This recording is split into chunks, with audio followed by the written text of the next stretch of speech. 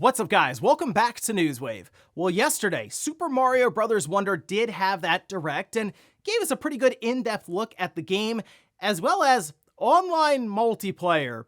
Sort of. We'll go over all of that, though, here today. Also, we are going to be talking about Starfield, as reviews did go live, and it led to quite a bit of discussion and controversy online around, well, numbers. And we'll also be going over some unfortunate news, as one studio that's been around for more than 30 years is closing down, which is bringing up a lot of questions around a couple of key franchises. Guys, if you enjoy these videos, make sure you hit that like button, helps out a ton. And if you're new here to the Spawnwave channel, make sure you subscribe down below. And we're going to start today with Beyond Good and Evil. Not Beyond Good and Evil 2, which is a game that's still just, who knows, lost in the abyss right now with Ubisoft. No, Beyond Good and Evil 20th Anniversary Edition that was spotted with the ratings board in the US. We can see this posted up over on VGC, where they say Beyond Good and Evil 20th Anniversary Edition is leaked through the US ratings board. We also have the different platforms that apparently it's going to: PC, PS4, PS5, Xbox Series XS, and Nintendo Switch, with the product description reading, "This is an action-adventure game in which players assume the role of a reporter accompanied by a pig-like companion investigating a conspiracy on the planet of Hillies," which, yes, sounds like the 2003 Beyond Good and Evil release. And Beyond Good and Evil HD already exists on the Xbox. I'm wondering if it's just that, but ported to all the other platforms as well.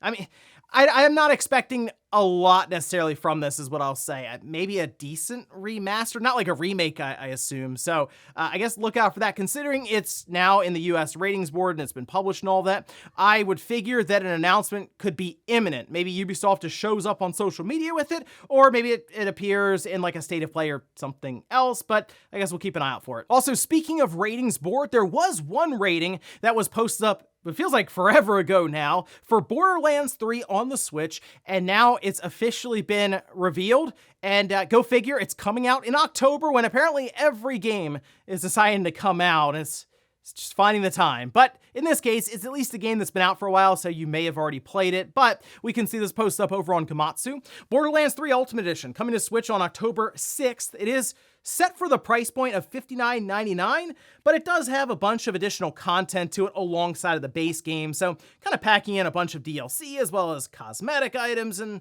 stuff. But the part of this that I'm really curious about is how it's going to run on the Switch. I know we have some of the previous Borderlands games there, but this, of course, technically being the most demanding Borderlands game, and if you look at how it performed on the Xbox One and the base PS4, so the VCR Xbox One, it was 900p and 30 frames on that VCR, whereas with the base PS4, it was 1080p, 30 frames. We've seen many games get the conversion to the Switch from those typical baseline numbers on the PS4 and the Xbox One. It usually comes in at like 720p, 30 frames, maybe a little below that in handheld mode.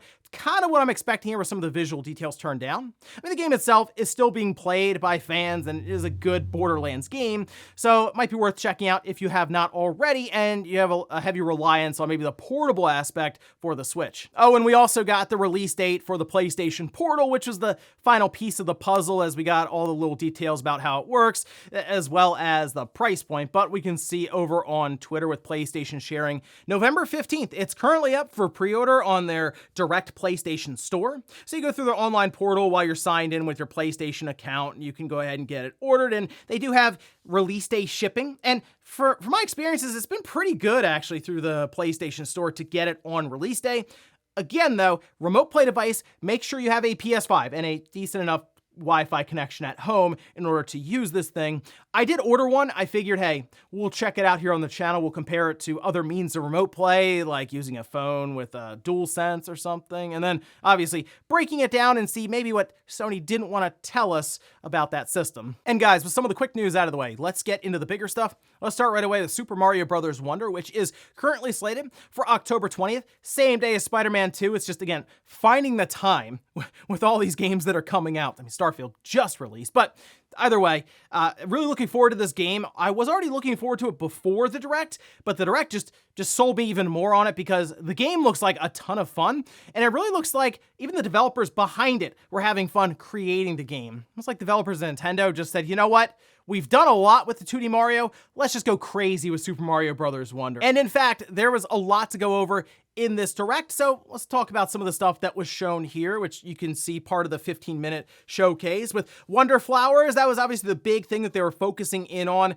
in the initial showing of this game when it was revealed. They exist in every course, and well, they do all kinds of different things to change up the level, even your perspective or your character. You can get a different power up, but turn into something entirely different. They obviously wanted to save some of that, so not to spoil it necessarily, but it seems like some pretty wild stuff will happen when you grab one of those Wonder Flowers.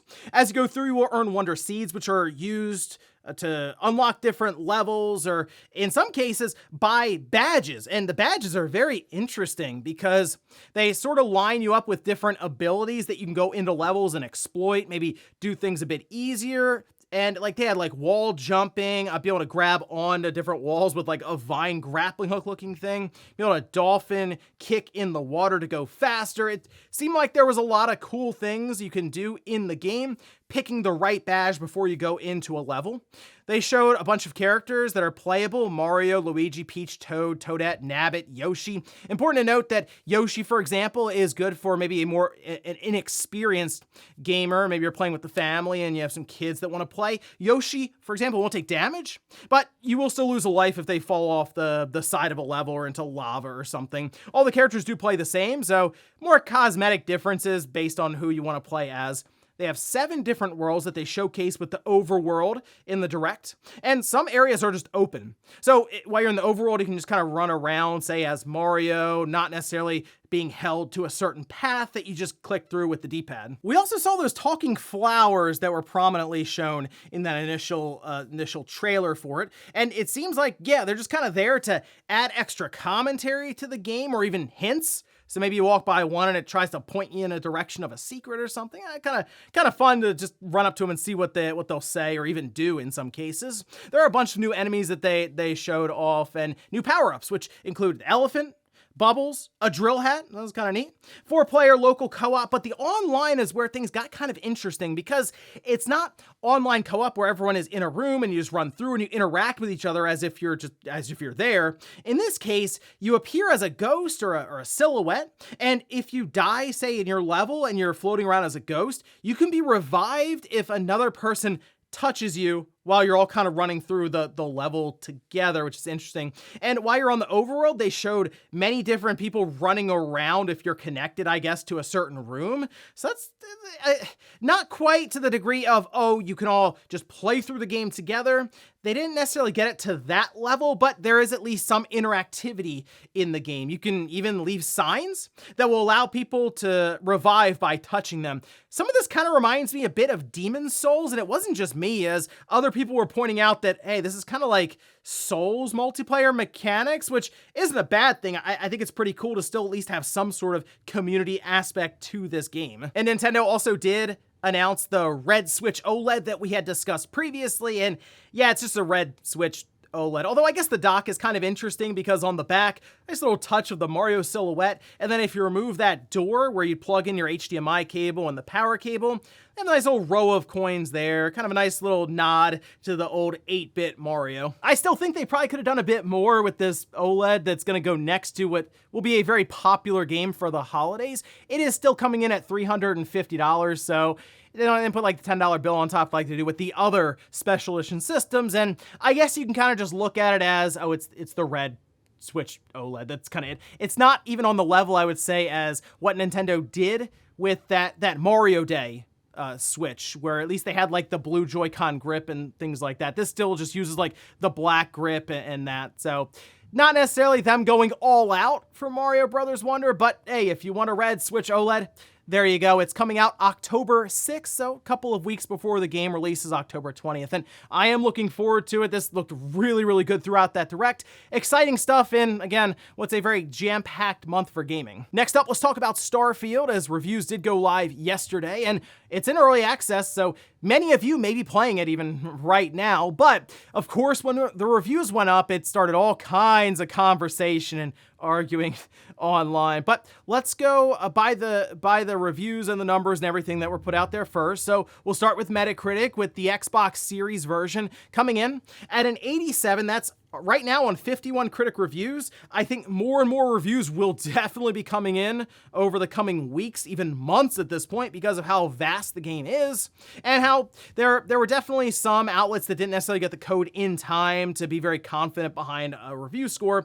But like if you look down at the split, 46 positive, 5 mixed, you have like Xbox Addict at the top here at 100, yeah, okay. Atomics, a 95, a Gaming Trend at a 90. All the way down at the bottom, though, you have Maristation with a 58, saying Starfield is far from meeting the expectations it has generated over the years. Over on PC, it is currently sitting at an 88 on Metacritic with 50 critic reviews. That at a split of 46 positive and 4 mixed. Gameblog gave it 100, saying Starfield is a true system seller. More than a game, it's an epic poem. All right, Games Radar with 100 saying Starfield is an expansive and beautifully crafted open world experience full of endless discovery and opportunity. Forbes says, I really do love this game. Yes, Bethesda doesn't match some of its peers in many places, but in part that's because it's trying to do everything all at once. But if you want a giant Bethesda RPG set in space with better combat and a whole lot of time to level and build things and explore and find secrets, yeah, this is it. They did it. Enjoy. Well, that's kind of what I was looking for from Starfield, was a Bethesda RPG, but with better combat.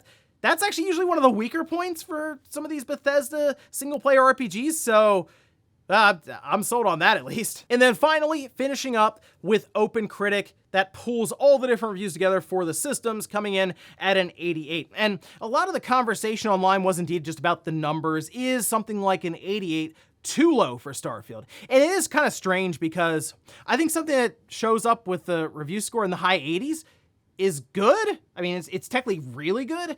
I know we've been seeing a lot of really good games come out this year that's been hitting in the 90s, and maybe that makes something like Starfield coming in at an 88 look below average, but it's far from it in that case. So I looked through many of the reviews, and the most interesting part was everyone kind of had their own story to tell, and that is what I expect out of a Bethesda single-player RPG like this that is as open as it is you're going to go off and kind of make your own adventure, and everyone's going to have something different to talk about in that regard. The side quests sound very expansive. The combat improved over what I would honestly expect from Bethesda at times. And the other part, it seems that the majority of people who reviewed this game didn't have any crazy bugs or glitches or anything like that. None of that Bethesda jank that we've been used to with basically all their other big open world releases. So hearing all this, it actually makes me even more interested in Starfield. And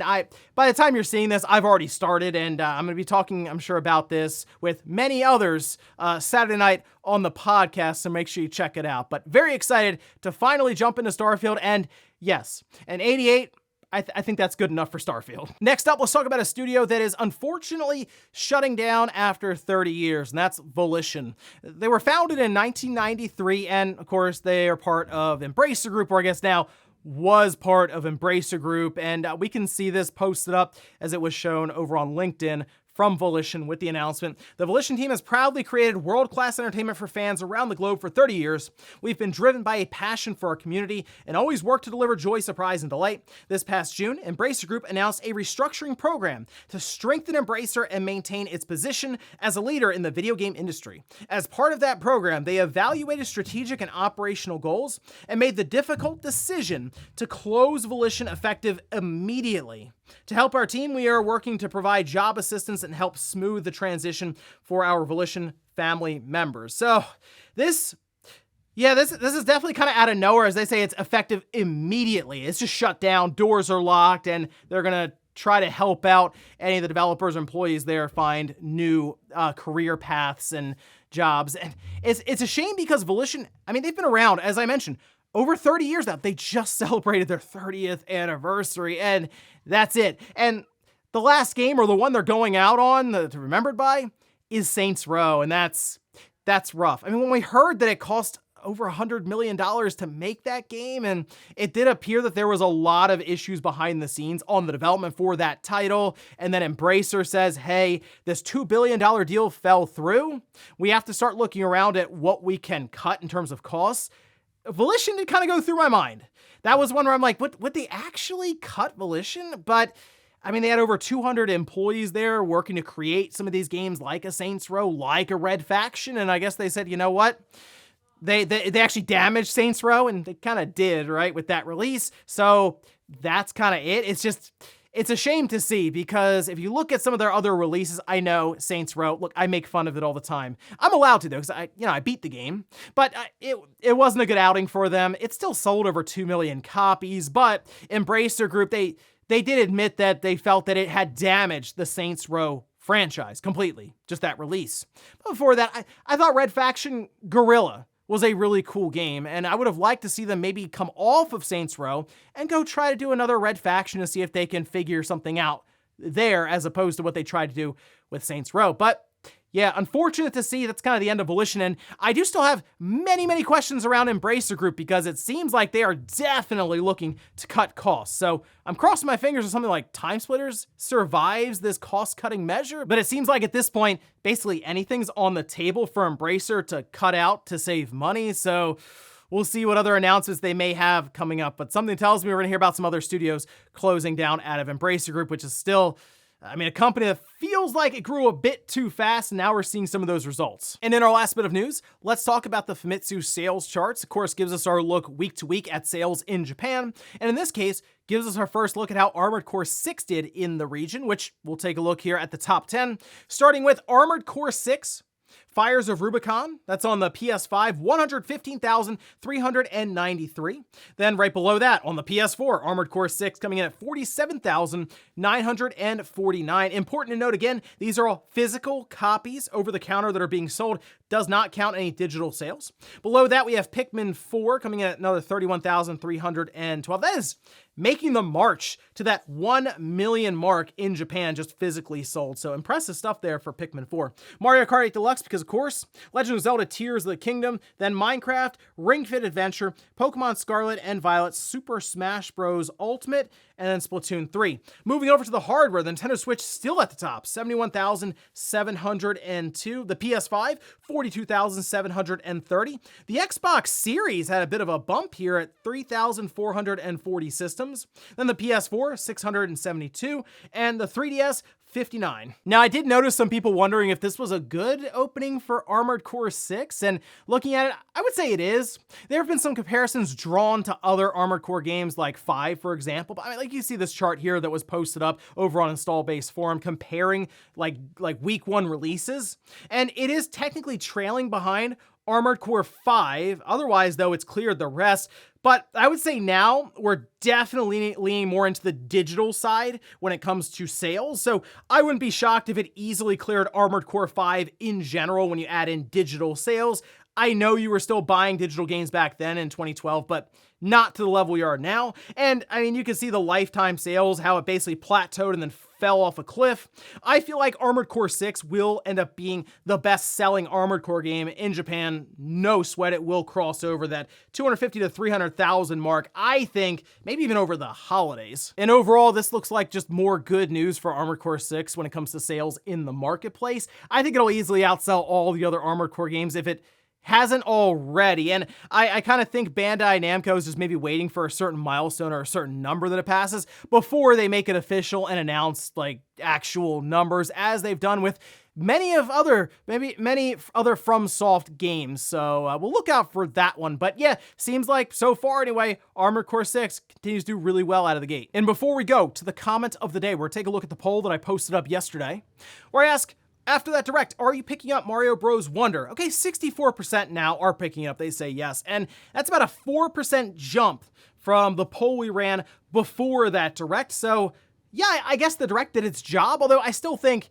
many of us probably went into that who are already buying it like, okay, yeah, the game, yeah, it still looks really good. Although I guess there are some who were kind of on the fence, just want to see if there was maybe a bit more to it, whether it's some sort of online multiplayer or just being able to interact with your friends in the game, or maybe the idea of unlocking badges or finding secrets and stuff. So the game just looks fun, and that's all I'm really looking for from a 2D Mario game. And it seems like in this case, Nintendo, they're doing it again. And we'll finish up with the comment of the day as you're seeing here. This is from Andy, who says, if this PlayStation Plus price hike doesn't result in a significant decline in subscribers, it won't bode well for Nintendo and Microsoft to not try a similar increase in the near future.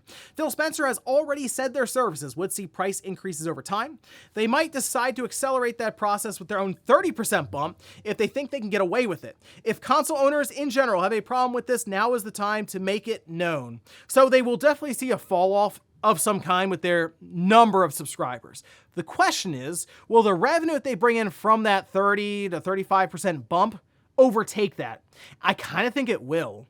And in fact, I would expect Nintendo, I'm just gonna tell you now, expect Nintendo to raise prices of their own service with Nintendo Switch Online. The 20, maybe going to like, I don't know, $25, even $30. I'm more curious about that expansion pack tier and how far Nintendo thinks they can push that one.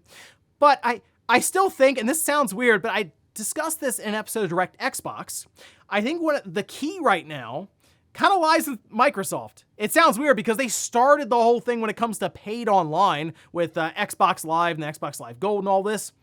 I feel like Microsoft can make a serious impact in general for gaming if they remove the need to pay to play online. They already kind of removed it along with PlayStation and Nintendo when it comes to free-to-play games. I mean, just get rid of it and then lean into Xbox Game Pass specifically as a way to collect recurring revenue on subscription services.